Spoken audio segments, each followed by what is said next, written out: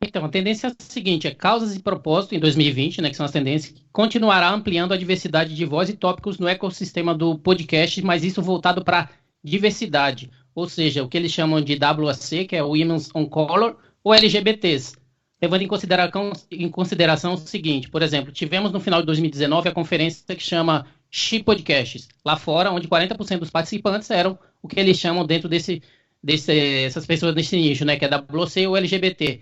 Também existe um programa do Google que traz vozes marginalizadas para o meio e a formação de podcasters, assim por diante. Mas se falando de Brasil, nós temos a proposta do o podcast é delas, um espaço criado e pensando para incentivar a participação de mulheres na mídia. Você tem também aquele hashtag LGBT Podcasts, que é um movimento criado para divulgar podcasts brasileiros produzidos e direcionados para LGBTs. E você também tem o podcast feito para negros, né, como o podcast Mano Afropausa, Pretas na Rede e assim por diante. Deixando claro que é uma tendência que está crescendo. No final de 2019 já teve esse crescimento. 2020 provavelmente vai crescer ainda mais.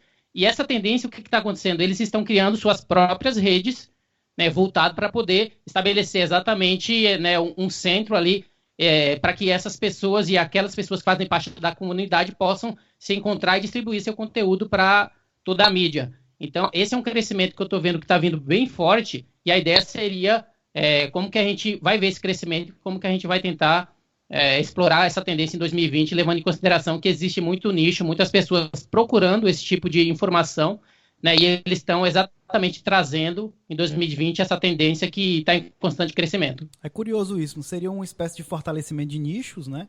Mesmo com a popularização, surgimento de podcasts de audiências gigantescas e multipúblicos, né? As comunidades, aquelas que possuem temáticas específicas, tendem a se fortalecer, né? Seria mais ou menos nessa linha. Exato, e essa rede Women's Color, lá dos Estados Unidos, ela é uma rede e ela é gigante, no qual exatamente eles focam só nesse nicho voltado para pessoas negras, né? E o LGBT Podcast está chegando agora, está trazendo muito. O tópico LGBT, se você for parar para pensar, 2 anos atrás era algo que nem se debatia tanto, e cada vez mais estão surgindo novos players, novas pessoas levando em consideração essa necessidade. O podcast é delas, vai ter uma campanha agora em março em que eles vão tentar incluir ainda mais mulheres em podcasters, que inclusive eu vou tentar participar aí trazendo notícias lidas ali exatamente por mulheres. Não, Então, bem rápido, é interessante você observar como, de certa forma, uma coisa parece que acaba por levar a outra, né? Como foi dito, pessoas que às vezes têm temáticas similares e querem dar voz a pessoas similares a ela, né? Que produzem conteúdos alinhados ou por questões de gênero, ideologia, etc., o que for. Essas pessoas acabam por se organizar no sentido de ser, como disse, comunidades, né? Pessoas que divulgam o conteúdo uma das outras, e eu acho que algumas dessas, como disse, tendem a ser rede, algo formalizado, com, sei lá, com algo organizado dentro de um site, distribuição, etc. Porque aí já entra a necessidade dentro dos produtores independentes de se ajudarem de uma forma mais proveitosa nisso de, sei lá, um produtor que produz um podcast X se une com outro, um tem mais conhecimentos às vezes sobre questões técnicas de edição e etc. Outro tem mais conhecimentos sobre questões de mercado, de, sei lá, facilitar a venda ou viabilização financeira daquilo. Então parece que no final das contas essas duas tendências de comunidade e rede em algum momento se chocam, né? E as possibilidades são meio infinitas porque não há uma regra para dizer que isso, sei lá, associação em comunidade seria dessa forma, associação em rede, network seria dessa. É totalmente aberto, né? E um caminho que a gente vê hoje em dia, podcast novo que vem de grandes produtores, podcasts novos que têm surgido, né? Tem surgido de grandes produtoras, de grandes players, né?